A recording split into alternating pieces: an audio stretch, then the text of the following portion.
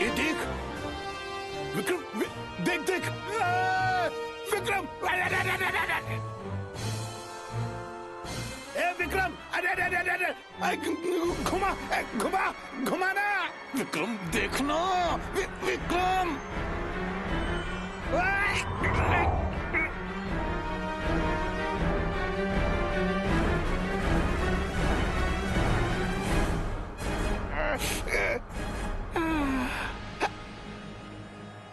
तू ठीक है? डर मत, मैं हूं। थोड़ा धीमे चला, नहीं तो क्या मार्ग पूरा हो जाएगा और फिर मेरी कहानी आगे अधूरी रह जाएगी। फिर तुझे कैसे पता चलेगा कि सोन प्रभा के विवाह में 3 राजकुमार क्यों आए थे? दुल्हन 1, दूल्हे 3, बता क्यों और कैसे? तू जवाब नहीं देगा, तू कथा के अंत में बोलेगा। सुन, वसंत का माह था, हर शाख उत्साह और उमंग से भरी हुई थी। तो ऐसे में क्या हमारी सोन प्रभा पीछे रहती? राजकुमारी, राजकुमारी सोन प्रभा, रुकिए तो, अब रुक भी जाइए। कितना भागेंगी आप इन तितलियों के पीछे? ये केवल तितलियां नहीं, ये हमारे सपने भी हैं। आपके ये सपने एक साथ आपकी पकड़ में नहीं आने वाले। जानते हैं, तभी तो हम इनके पीछे भाग रहे हैं। राजकुमारी,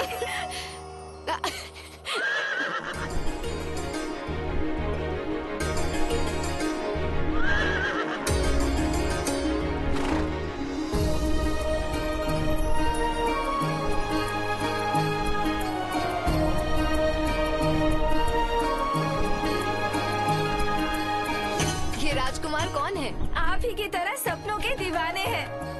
कई सालों से उड़ते हुए घोड़े की तलाश कर रहे थे और घोड़ा मिलते ही सबसे पहले हमारी राजकुमारी से मिलने आ गए। वैसे राजकुमारी, अगर आपको ये राजकुमार मिल जाए तो आपके सारे सपने एक ही बार में पूरे हो जाएंगे।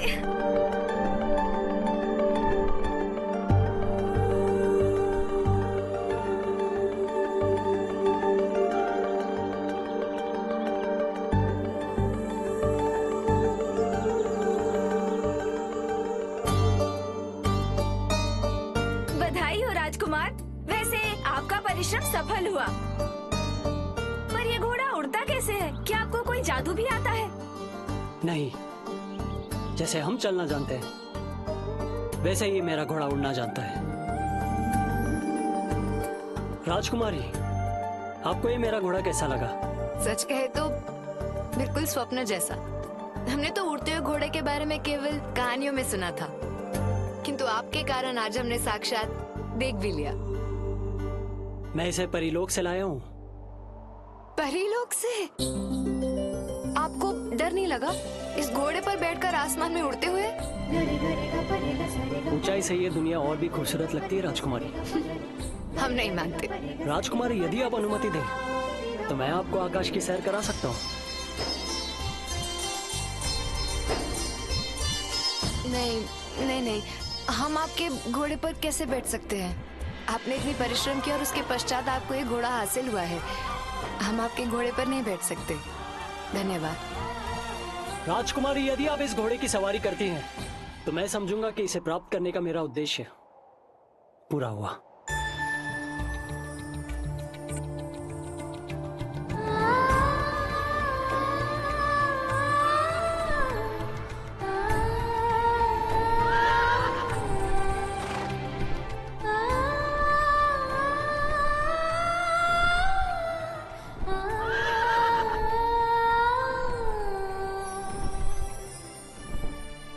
देखो, सूर्यकांत ने कितने प्रेम से सोन प्रभा को अश्व पर बिठाया, और एक तुम हो कि घसीटते हुए मुझे अपने इस यान में फेंक दिया। सूर्यकांत से कुछ सीख, हर कार्य आवेश में नहीं किया जाता। प्रेम से भी किए जाते हैं, बल्कि जो असंभव होते हैं वो संभव प्रेम से ही होते हैं। तूने अपने जीवन में प्रेम किया है या नहीं? यदि किया है तो उसे याद कर। जीवन के मधुर पलों को याद करेगा तो ऐसा लगेगा कि जैसे हम आकाश में ऊपर पहुंच गए हैं। सोच, राजकुमारी सोन प्रभा और उस अनूठे राजकुमार को कैसा लगा होगा, कारण वो तो पहले से ही आकाश में ऊपर थे, बादलों के पार, संसार की सबसे सुंदर राजकुमारी और अनूठा राजकुमार। हमें इतनी प्रसन्नता कभी महसूस नहीं हुई। ऐसा लग रहा है मानो हमारे पंख निकल आए हो और हम स्वयं उड़ रहे हो। ये विस्तृत खुले आसमान में उड़कर ये ज्ञात हो रहा है कि आकाश हमारे जीवन का कितना महत्वपूर्ण तत्व है। अरे तितलियों, केवल तुम नहीं उड़ सकती, हम भी उड़ सकते हैं। और ये देखो, हम उड़ भी रहे हैं।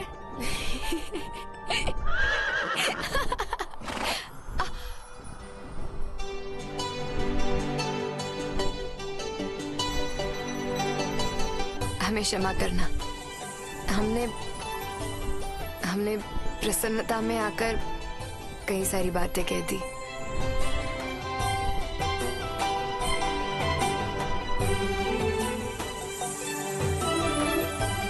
दोनों कितने खुश दिखाई दे रहे हैं। सोन प्रभा को इतना प्रसन्न मैंने कभी नहीं देखा। सूर्यकांत से अच्छा वर मेरी बहन के लिए और कोई नहीं हो सकता।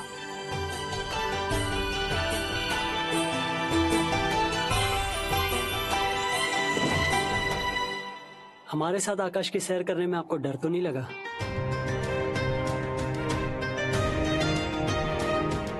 हमें माँ भवानी के आरती के लिए देर हो रही है, हम चलते हैं।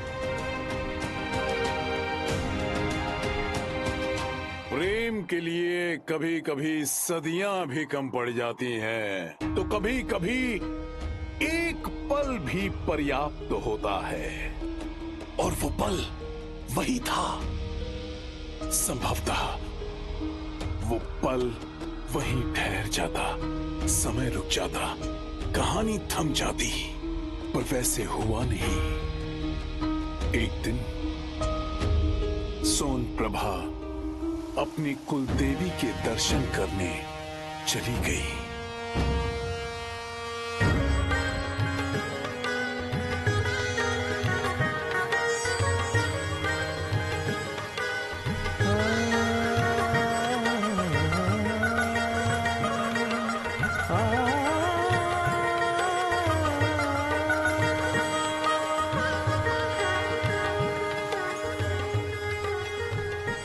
जरा रोकना।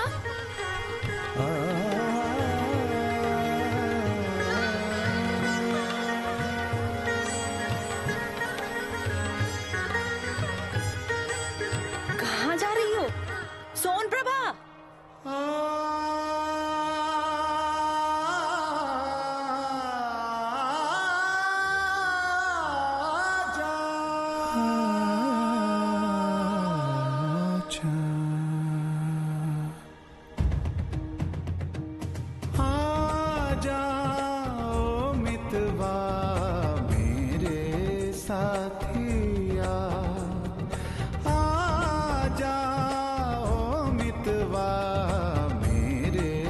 साथिया सुन मेरे मीत गीत मेरे मन का, प्रीत अधूरी कर जतन मिलन का।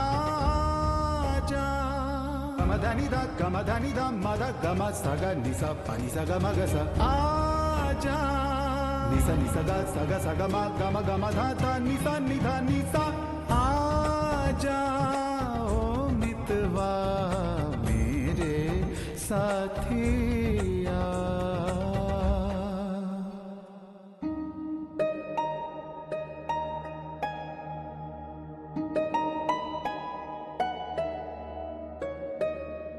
दोनों ने एक दूसरे को देखा और देखते ही रह गए, ऐसे नहीं, प्रेम से। इतने प्रेम से एक दूसरे को देख रहे थे, ऐसे लगा जैसे जन्म जन्मांतर से एक दूसरे को जानते हो। पता है वो राजकुमार कौन था? राजकुमार पुष्कर। बस कहने के लिए राजकुमार था वो बड़ा कलाकार, एक कवि। जब गाता था तो दिशाएं संगीतमय हो जाती थी, और नृत्य करता था तो प्रकृति झूमने लगती। आ जाओ मितवा मेरे साथिया,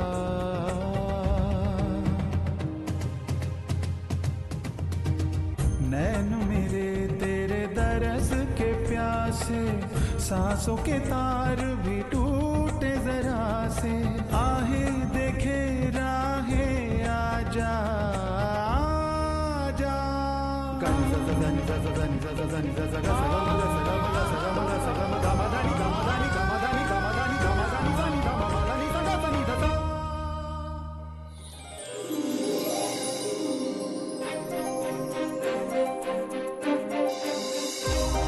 इससे अधिक प्रेम सोन प्रभा को कोई नहीं कर सकता। कवि पुष्कर ही मेरी पुत्री के लिए सबसे उचित वर है।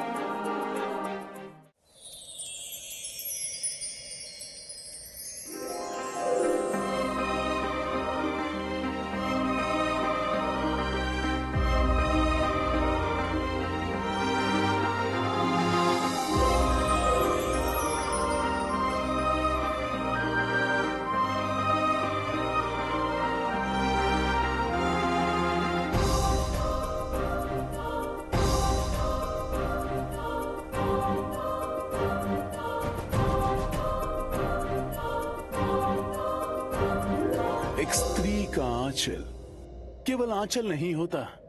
एक स्त्री का आंचल उसके लिए सम्मान होता है, उसका श्रृंगार होता है। उसके आंचल के पीछे उसका वात्सल्य छिपा होता है। इसलिए एक स्त्री का आंचल उसके प्रेम का प्रतीक है। अगर मैं ये कहूं तो ये बात गलत नहीं होगी। सोन प्रभा के आंचल से न कभी पुष्कर बचा था, न उड़ने वाले अश्व का अधिपति सूर्यकांत। अब देखना है सोन प्रभा का ये आंचल न जाने किसके जीवन में प्रेम का प्रतीक बनने वाला था। एक दिन सोन प्रभा अपनी सखियों के साथ जल क्रीड़ा कर रही थी।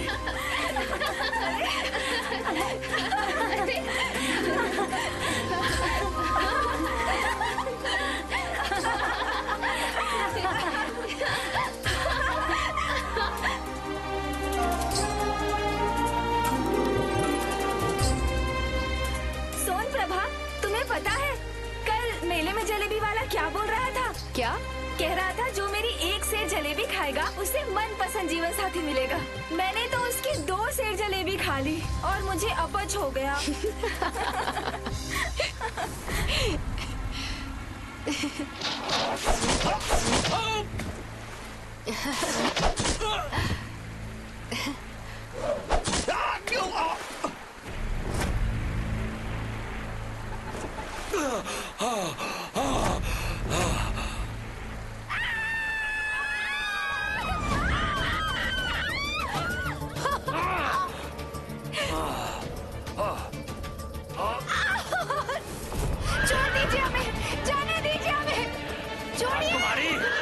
धोना बंद कर दो। इस जंगल में तुम्हें बचाने के लिए कोई नहीं आने वाला। कोई बचाइए हमें।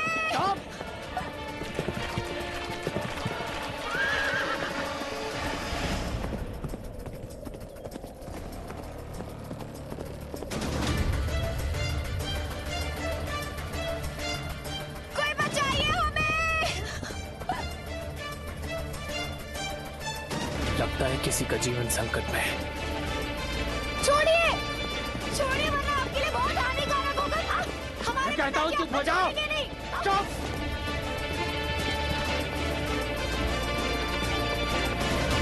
छोड़िए।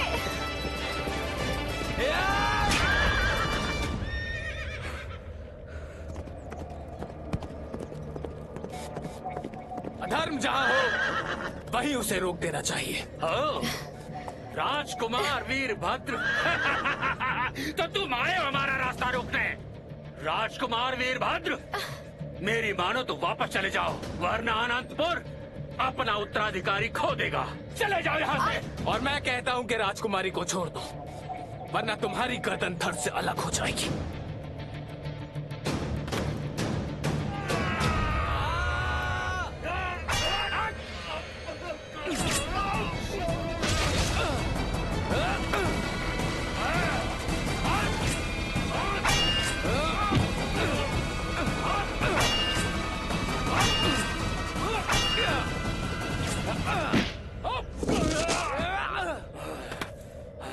राजकुमार, अब आप ठीक तो है ना? हम ठीक है राजकुमारी, आप ठीक हैं?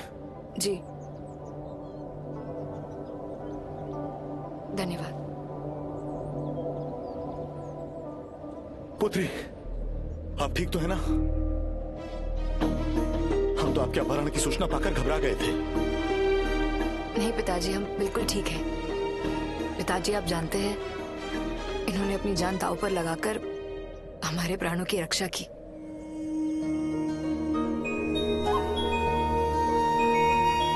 राजकुमारी, ये तो मेरा धर्म था, और ये तो केवल एक डाकू था।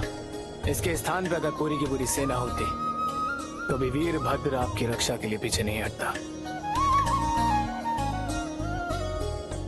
महाराज, अब मैं चलता हूँ, मुझे आज्ञा दीजिए। प्रणाम। आयुष्मान भवा।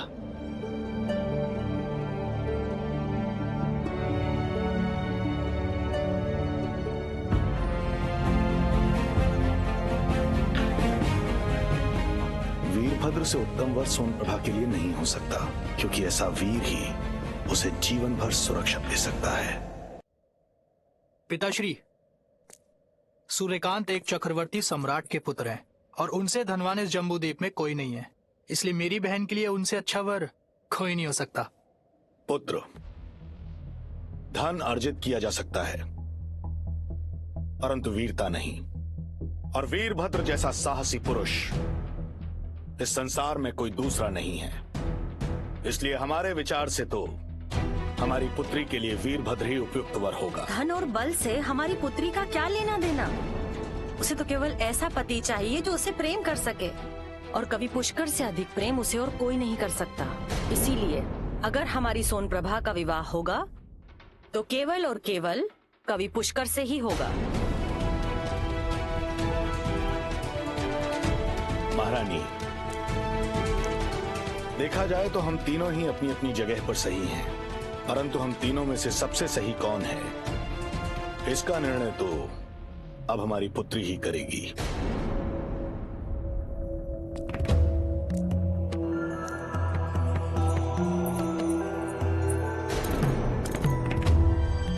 आज डाकू मंगल सिंह ने बहुत बड़ा हाथ मारा है। सीधे विराजपुर की राजकुमारी सोनप्रभा का कंगन ले आया।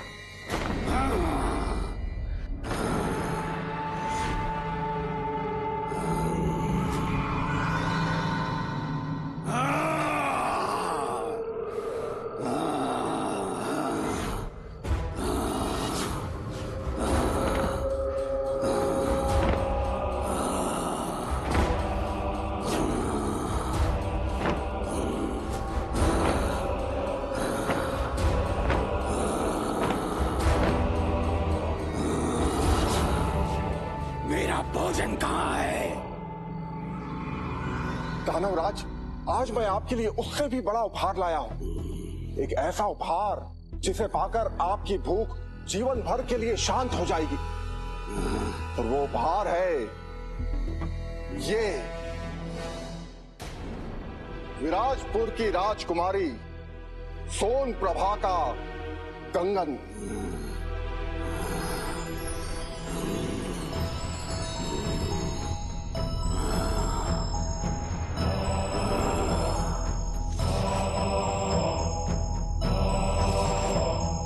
इतनी सुंदर राजकुमारी, इसी से विवाह करूंगा मैं। इसे ही अपनी पत्नी बनाऊंगा मैं। अवश्य दानवराज, अवश्य। आपका विवाह इसी सुंदरी से होना चाहिए। इसे मेरी पत्नी बनना होगा।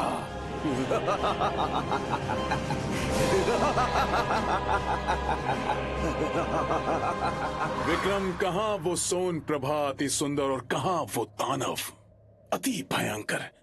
दोनों एक दूसरे के विपरीत, जैसे तू और मैं। तू सम्राट और मैं बेताल। और तू फंस गया है इस प्रेत घाटी में। वैसे ही सोन प्रभा की नियति उसे ले गई दानव के हाथों में। अब पता किसकी होगी सोन प्रभा। विक्रम, तुझे मैं ऐसी ही कहानियों में उलझा दूंगा कि तू मुझे ले ही नहीं जा पाएगा।